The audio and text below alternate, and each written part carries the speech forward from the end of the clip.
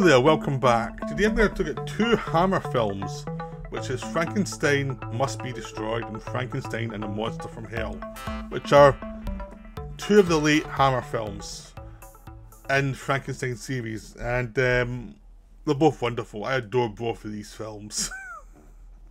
So this is going to be a rave, basically. The Frankenstein film was interesting because I think, as I've mentioned before in a previous video, the Dracula series went downhill as went on, and the Frankenstein series just kept on getting better. Apart from Horror Frankenstein, which came in the middle of this run, these two films I talked about. But the ones with Terrence Fisher directed by Peter Cushing, these kept on being really strong.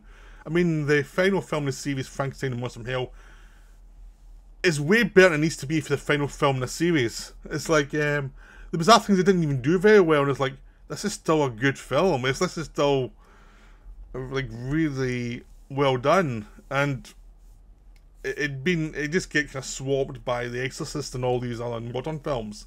Like, Hammer had the industry had moved on, but these films were still well made, and you could see Terrence Fisher still had it in him to do good films. But yeah, so I'll get to the films. But so Frankenstein Must Be Destroyed is the follow-up to Frankenstein Created Woman, and it's not corker. Now there is a weird thing in these films, right, where depending on the film, Peter Cushing either has hands that are burnt and don't work, which he doesn't have in Frankenstein Must Be Destroyed, but he has again in Frankenstein and Monster from Hell. They seem to have this sort of problem when they need it, and when they don't need it, they forget about it. So that's just one thing. It's like, if the explanation as what happens, that's just something I have to bring up. But this one is basically, his hands are fine, it seems, unless I missed something. And he's interested in brains.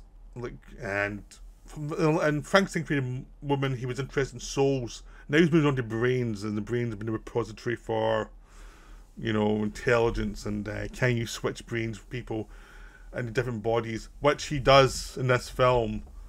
But Frankenstein's great problem in life is he understands the science, but he's absolutely hopeless with people.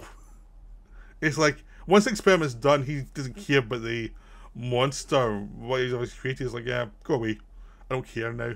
I've created you, that's enough. Get lost. He's a bad parent. In this one, he's interested in brain because he wants to be able to, when an intelligent person dies, so someone who's intelligent you want to keep, he wants to be able to put the brain in and freeze it and then move it into another body when the time comes to, if there's another body available, the brain's dead, you can move that brain into that other body and the person can live again and research again. And so to him, it's just a case of, okay, you've got a new body that works now. Why are you complaining? Why are you moaning about this? He doesn't think anything else beyond that. Like, hey, it's functional. Bodies are functional. Who cares about them? He's Frankenstein is not sentimental.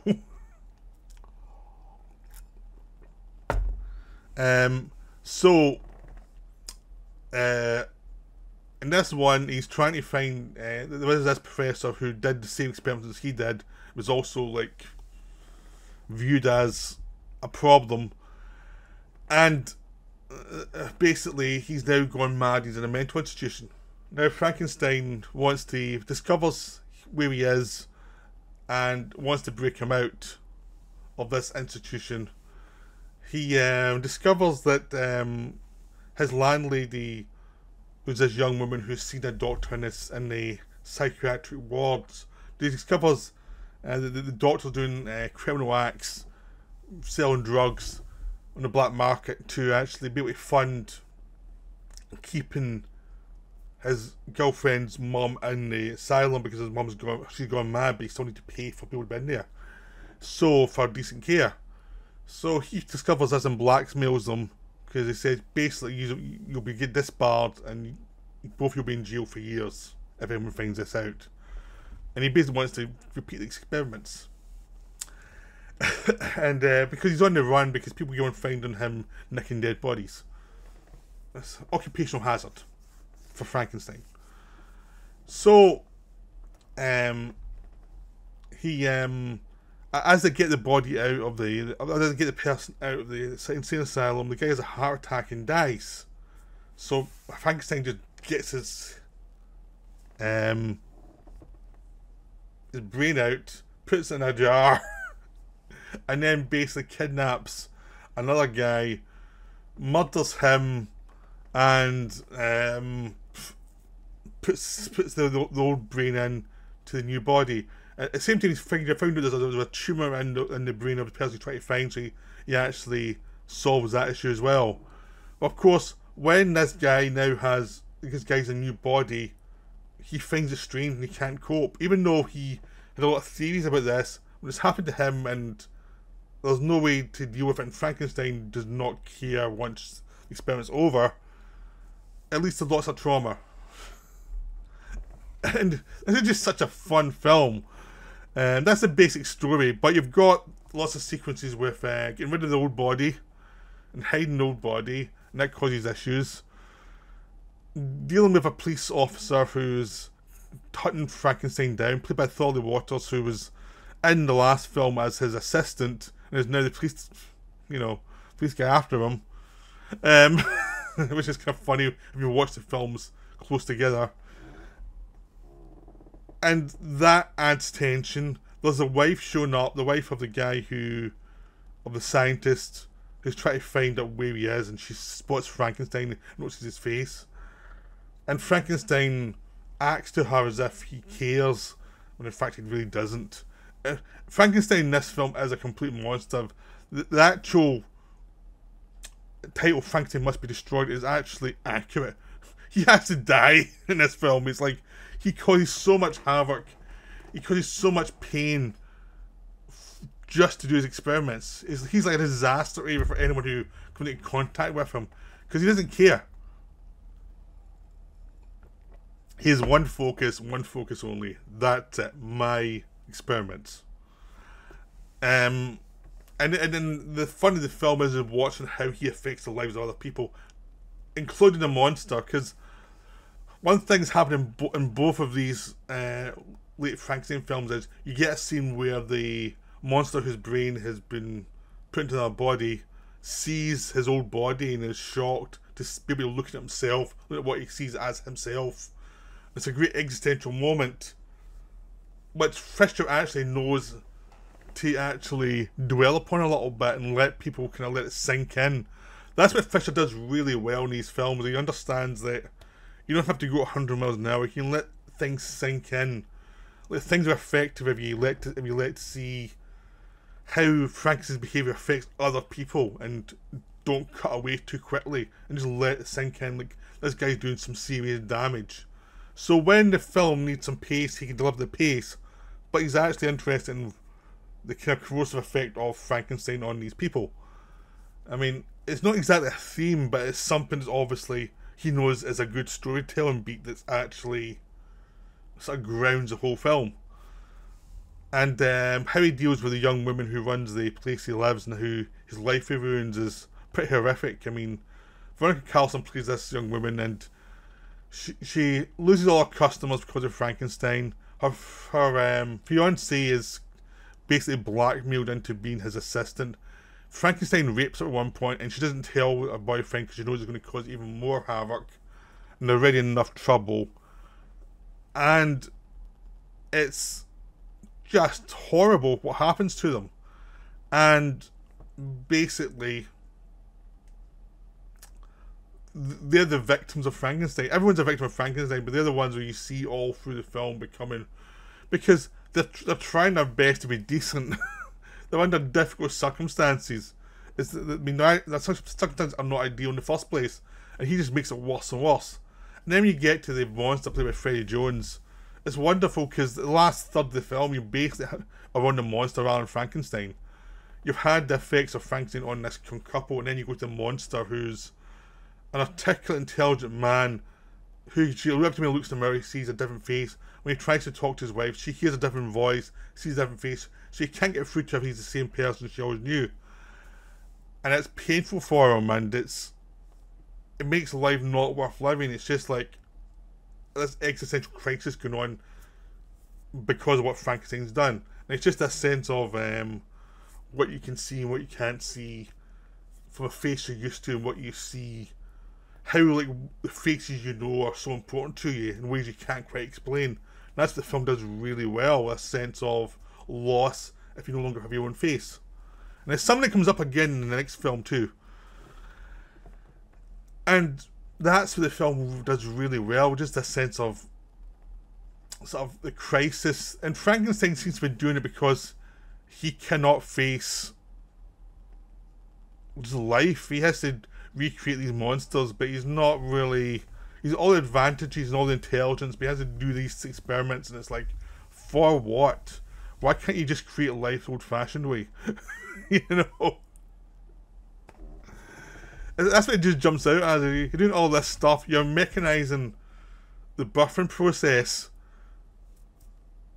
the way men mechanise everything, and it's just so absurd and so tragic. And that's kind of what the Terrence Fisher Frankenstein movies kind of get, is the idea of how absurd some of this stuff is, but how the wonderful twisty things you can do with it. Because the weird thing with this series is, the first film or two, they're trying to stick to the book as much as they could, like do their own thing with it, but they're still sticking to the general idea of the book. And the second one, it moves off into another direction, but it still feels tied to the first one. I mean, I really like Revenge of Frankenstein as well. Curse of Frankenstein's a bit ropey, actually. It's good, but compared to what follows, it feels very kind of conservative, stuck into the book to a degree, even though the monster in that version is not like the particular monster from the book. But as it went on, the series had to find other interesting things to do with the monster and for Frankenstein, and it always seemed to deliver. It always seemed to have this idea of this absurd existentialism and mechanization of the body that Frankenstein was involved with, kept on giving them interesting, weird areas to go. So, I mean, even though the first two Universal Frankensteins, the James Whale's one, are terrific, the rest of Universal Frankensteins aren't that great compared to what Hammer was doing. Hammer did a lot more with the series than Universal did. So now we're going to Frankenstein the Monster from Hell, which takes place years later. Frankenstein's been thought dead. This followed Horror Frankenstein, an attempted reboot which didn't work. So they came back to Terrence Fisher. Gave him a very low budget. You can tell because there's a model shot in this film. This is awful. And they basically, it's like doing another melodrama on a low budget, which he did. And again, I mean, narrative wise, there's nothing new here. Frankenstein's trying to piece together another set of people into this body, but it does interesting things with it. For one, he's a sidekick in this one who you start the film with, who is doing these full experiments of Frankenstein, gets caught but sent to a lunatic asylum where he realises the doctor in it's Frankenstein. He soon becomes his assistant, and there's a mute female assistant played by Madeline Smith who works for Frankenstein. Frankenstein has everybody blackmailed in the hospital, and so basically gets to use the mad people as his playthings, but he's still focused on his experiments. And one of the funniest lines in the film is he claims not to be a murderer at some one point. It's like, I don't think that's the case.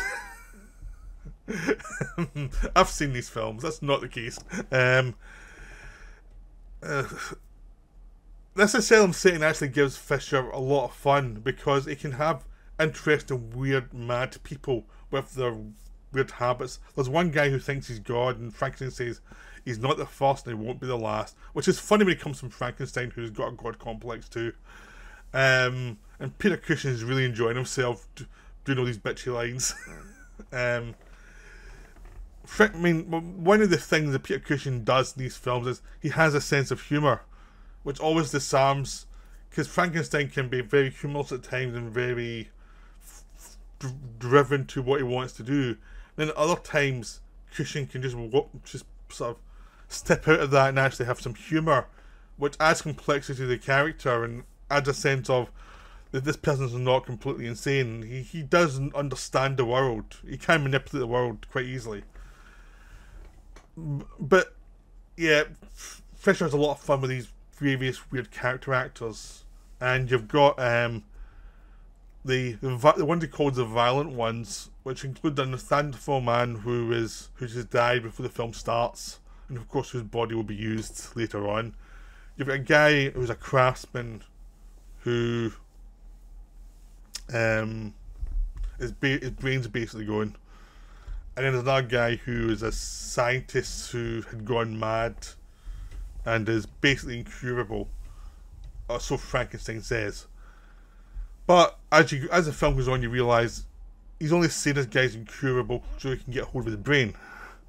The craftsman's there so he can get hold of his hands. The Neanderthal monster's there so he can get hold of the body, because his body is very strong. And he's going to make it an unholy monster.